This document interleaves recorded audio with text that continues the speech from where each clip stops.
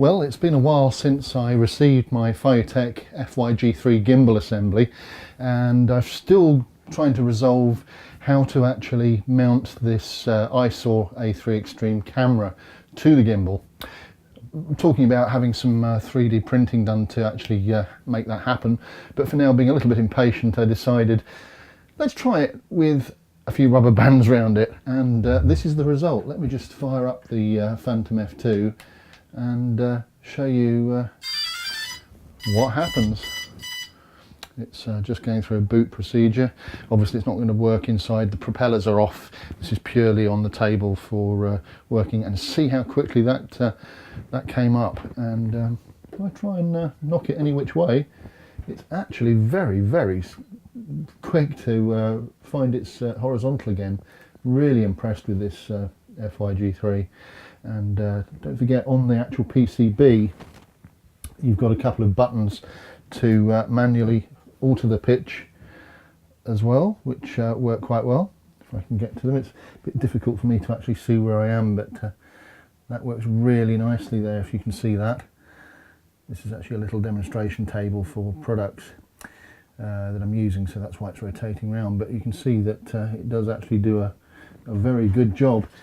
I've got a couple of other issues with trying to get the I-Saw A3 working with first person view live video transmission feed down to the ground, so I have gone out and put this in the air with this, and let's have a look at some of the results from this.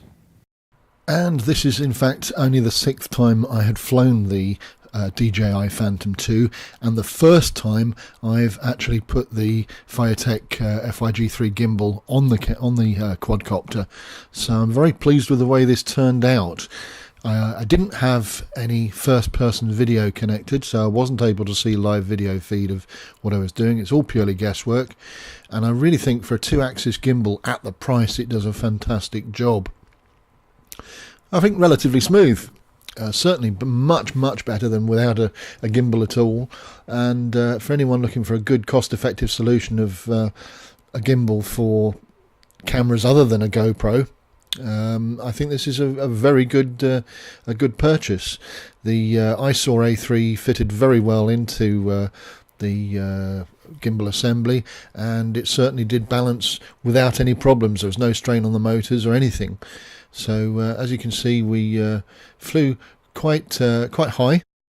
We go up a bit higher in a minute and go over some houses in the middle of the countryside.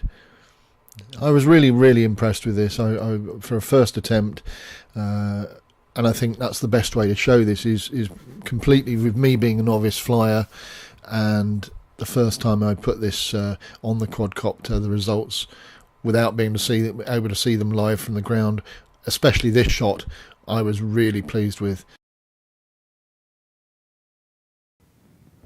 So as you saw there, I've flown the thing a few times now without FPV connected. I don't have the X1 control for tilting the camera up and down enabled remotely either for this, but I am actually very impressed. Now, the other thing that Feiyutech are doing is that they're doing a handheld gimbal assembly, and I'm really interested in getting my hands on that, because even if I can't get the FPV to work with this, I'm convinced that this gimbal is the one for a whole range of action cameras that you can put onto this gimbal, even by using the elastic band method, which I've used here, which seems to work really well. So as I say, I'd like to get my hands on the handheld gimbal for shooting on the surface, you know, down on the ground, just to see what that would be like. And the rumour also is that Feiyutech are working on a 3-axis gimbal for going up in the air.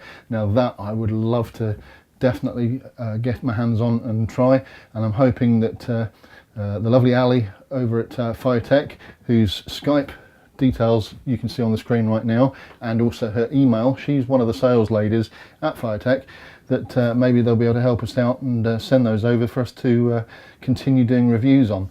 But right at this minute, as it stands, it's brilliant as far as I'm concerned, even with its limitations, which are more the camera than the actual gimbal. The downside to this all, as far as Feiyutech is concerned, is that documentation isn't as intuitive as maybe it should be.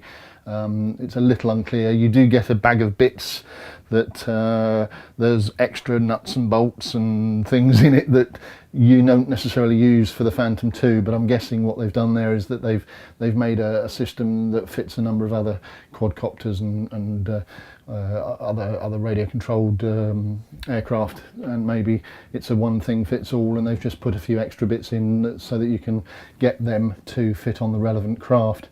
So as I say, the documentation could be a little better. It is a little bit basic, but once you get your head around it, it's very simple to install, just needs power. There's no external circuitry board for this because it's actually all in the rear motor assembly, and it makes for a very, very compact installation. So overall, I'm actually very impressed with this so far from what I've seen. And I'm going to leave you with a few more shots from the air with the I-Saw A3 camera. You can get that over here in the UK from Carl at Headcams. It's headcams.com. And Feiyutech, as I say, speak to Ali, and I'm sure she'll help you out with a sale of the FY-G3. So for now, thanks for watching, and come back again.